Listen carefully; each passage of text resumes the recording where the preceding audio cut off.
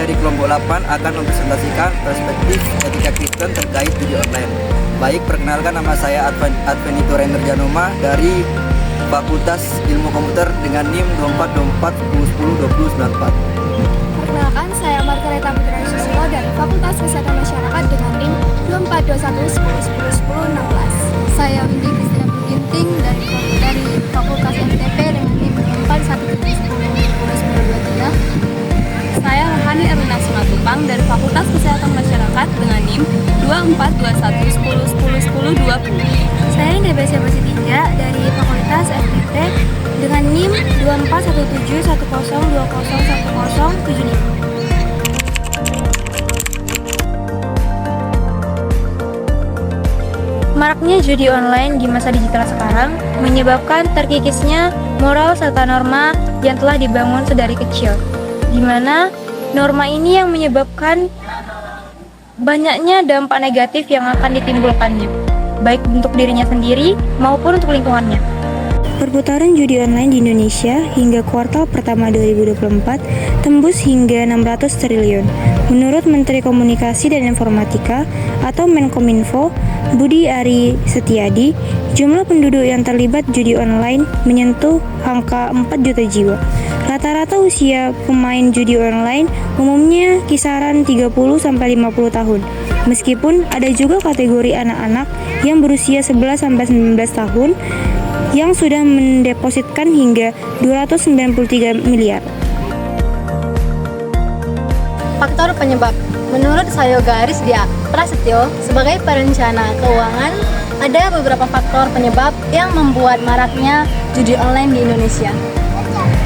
Di antaranya yaitu masih banyak orang Indonesia yang memiliki keinginan untuk kaya mendadak secara instan.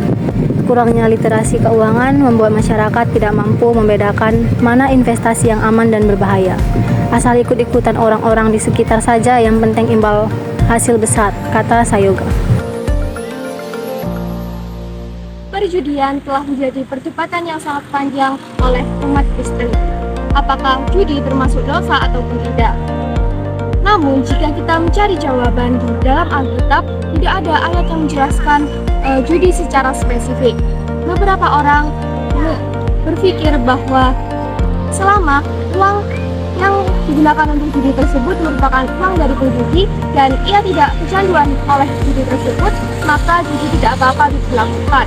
Malah, menurut New Catholic Encyclopedia, judi tidak termasuk dosa jika judi tersebut tidak menyebabkan kecanduan dan tidak menyebabkan seseorang tersebut meninggalkan tanggung jawabnya.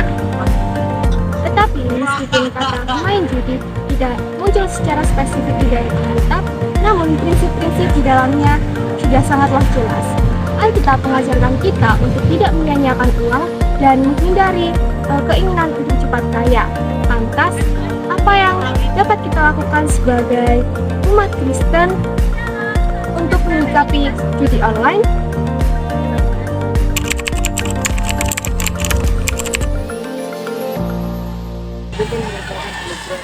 Secara teologis, judi online berdasarkan Amsal 20 ayat 21 yang berbunyi, pada mulanya yang diperoleh dengan cepat, pada akhirnya tidak diberkati.